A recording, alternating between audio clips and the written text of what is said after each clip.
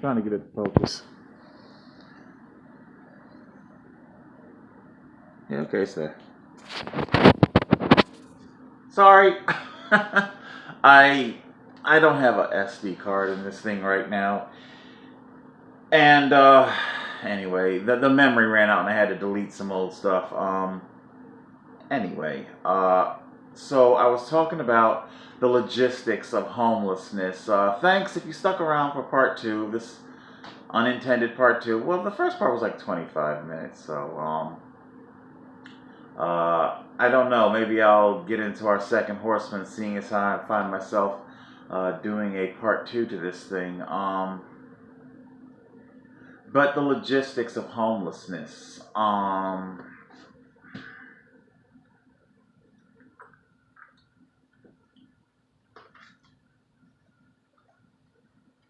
You have to have a stable camp. The more stable a person's camp is, the better off they're going to be. Stable. Camp Evergreen. Oh my goodness, that's what I started saying. You guys know how much I loved Camp Evergreen. It was, it was my comfort. It really helped. And I am seeing, because I want to give as much fair, equal coverage as I can here. Um, there is police officers. I'm trying to remember his name now. Bill. It's Huntsville. Uh, I don't know. I think it was Huntsville, Alabama. He was doing a drug raid, and he was shot and killed in that. From what I understand, this officer, he had established a rapport with the homeless. He compiled an album, if you will, of homeless people and their what they would call a street name. He used it for case building and things like that. So I don't. I'm not looking at the guy through rose-colored glasses. But the point here, and I'm trying to pay the guy a compliment. He was a fallen. He is a fallen officer, and he chose to befriend the homeless. He understood that you can't criminalize basic human needs. I love my Amstel. I know you guys bust my ass saying it's light beer. You gotta drink so much of that to get you fucked up. Well, you know what? I'm not really looking to get fucked up. Okay. Life has fucked me up enough. Okay. I used to do a lot of Heineken. A lot of Heineken, and like I say, when I felt myself slowing down, you know, uh, some people might feel compelled to stay up and to drink like they're in their 20s. That's what I'm trying to say. What are you gonna do? 45, 50-year-old man running around drinking like you're 22? Give it a rest. When I felt myself slowing down in terms of alcohol intake, hey man, I embraced it with both arms. This shit ain't going nowhere. But if it did go somewhere, that's where I was going with my thought. I can live without my brew. I'd hate to see it go, but I can live without my brew. You can't live without food, water, shelter. You have to sleep. Um, there was another news. Like I said, I could fill this whole. I could do like hours and hours of this coverage. This particular news story. Search if you guys want. Search for it. Apodments. Apodments.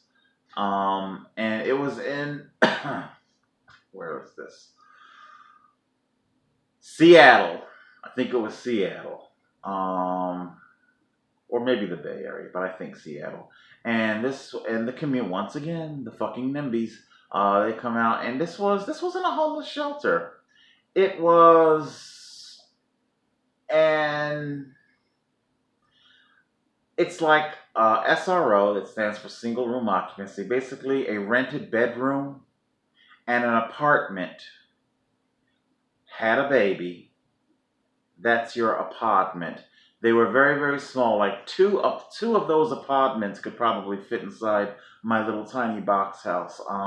And they had their own bathrooms, um, and like a little small micro kitchenette, like a hotel room. So yeah, basically like that. Like it's basically a hotel room because some hotel rooms have like kitchenettes and things. Um, so the community came and they're like, oh, I don't know. What these people they're coming. They might not be wanting to put down roots. They're single. They were faulting the people who would rent these places. They rented for like between $600 and $800. Uh, oh, but they're single people. Is it a fucking crime to be single now? Like you gotta be fucking shitting me. It's a crime to be single.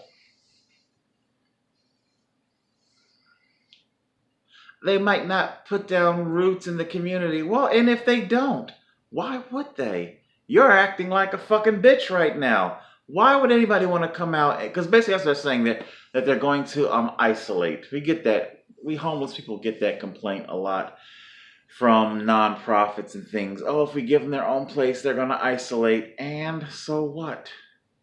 Okay? Maybe if you weren't such fucked up people, we would be more willing to come out and deal with you. But right now, when you do all this fucking NIMBY bullshit, all you're doing is ratifying exactly why we should isolate from you. Like I said, I've said it before. It's not that I put halos over the heads of homeless, but you people are more of a threat to us homeless people than vice versa. Yeah, so we got something to celebrate, The Supreme Court did us a solid. So now we're gonna have to fight this shit on the local levels. Again, Silicon Valley versus Jewish oligarchy. How long can they keep up this charade? How long can they keep that bubble inflated, that bubble of real estate and the value associated with it? I tell you what, seeing as how I'm not going to get into the second horseman or even the third one, but I will give you this little taste of what I'm going to be doing for the third horseman. I think I've got the screenshot for it already that I'm going to be doing. Because you guys know, some of my longer term subscribers, they know that I collected action figures, DC action figures from the DC universe. Some of them more obscure ones too. One such action figure was called Gentleman Ghost. You just have to Google it if you're not familiar with them. Mattel was the company, and they went to because they would produce these waves of action figures. You know what? Scratch that. We won't go with Gentleman. We can go with Gentleman Ghost, but instead of going with Gentleman Ghost, let's go with something a bit more that you guys might be able to relate to. The Dark Knight, Heath Ledger, 6-inch action figure. The line was called Movie Masters. Movie Masters, okay. 6-inch action figure retailed for about $12. Okay. 2 months into the release of the action figure, there was a recall. If you were a person that was putting off getting your Movie Masters, your collect, from the movie, or if they, because sometimes though, when they go to spread and distribute through the country, it can take a little while for it to get to your part, distribute. One such person, because it wasn't just simply America, but the figures going internationally as well. In Australia, there was something with the plastic of how the figure was made, and got recalled, and panic gripped. There was this big panic in the collecting community, the action figure collecting community. Oh my God, on the chat boards, some of us had movie masters, some didn't. Of course, I had mine because I'm on the inside track guy. Anyway, more on that maybe in another video series. And so there were those, they were freaking out. Oh my God. The secondary market, the black market, it began to explode. You had a massive shortage of product, suddenly a huge need. Supply, demand, basic formula. If I'm not, because they started going up in price, secondary market, eBay, stuff like that. If I'm not mistaken, somebody from Australia, at the height of the movie master bubble, the Joker in particular. It was the Joker that everybody was freaking out about not having. $300. At the height of the bubble, this thing went for $300 to somebody in Australia. Wow. And then there were others that bought it for $100, $200, $250. Then all of a sudden, Mattel announces the problem has been fixed. Production will resume. Like 2 months later, the movie was still going strong. Of course, the movie was going. The movie's still fucking awesome and shit. People who had paid so much money for their movie masters were absolutely crushed. All of a sudden, they were looking for differences. The original release, the original run, had no holes perforated in the blister pack, and because something about how the cooling plastic of the action figure, how it could vent and stuff like that or whatever. So they were like saying, okay, well mine doesn't have holes, so mine's first edition. They were looking for all these different ways. They were looking for the model number on the back of the package. They were looking for the print of the Joker's tie. Was it going up?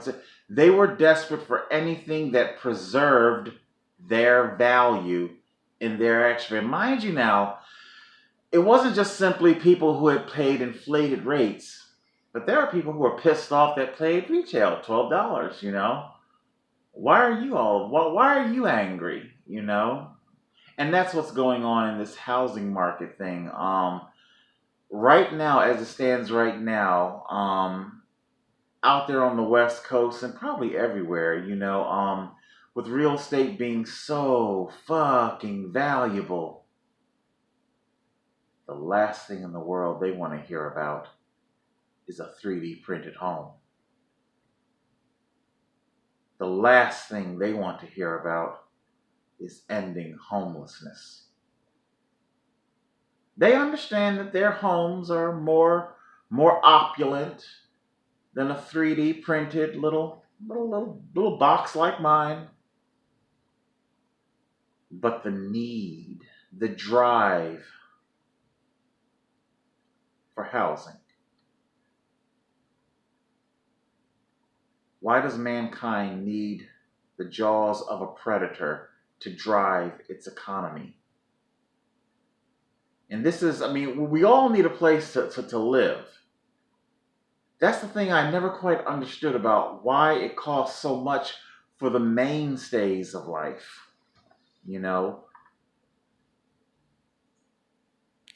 Why does it cost so much just for the basics of life? If people have to have it, well, then you have a sure thing. Nobody's asking you to work for free or work for pennies. Hey, if there are CEOs out there that want a yacht or whatever, okay, whatever. But why do you have to be this massive juggernaut? That's just simply crazy cruel. If I'm not understand, like your Comcast, you can't split the signal anymore to run to a new TV. I can understand maybe doing whatever you got to do to make sure it doesn't get split to a different house or whatever, but a different room. People gotta pay now for basically a whole nother setup for another room. All this shit, you just made the cost of living way too expensive. Okay, you're inflating, you're inflating your bubble, and people aren't going to put up with your shit for much longer. And that's why they're going to run to 3D printed homes. Probably start with your college kids. Isn't it something like 10 grand just for the dormitory, place to live? Okay, for college, that's 10 grand a year off the student debt, man. A 3D printed home. Fuck yeah, But of course, that would be a devastating blow to our Jewish oligarchy and its precious real estate. Just like our action figure collectors desperately trying to preserve the value of something that once upon a time was considered valuable. Alright guys, that's it. I hope you stuck around for part 2. I'm sorry it got spliced up like that. Like I say, we got something to celebrate, and there you go. I don't know what should I go out with a little bit more ooh la la, a little ooh la la. Yeah, for the ones who stuck around for part 2. Ooh, ooh. Oh, but that's our nonprofit, man. Yeah, ka-ching ching. 80% of every dollar that you donate to a nonprofit goes to salaries and bullshit like that. All right, guys, that's it. Total Control 871.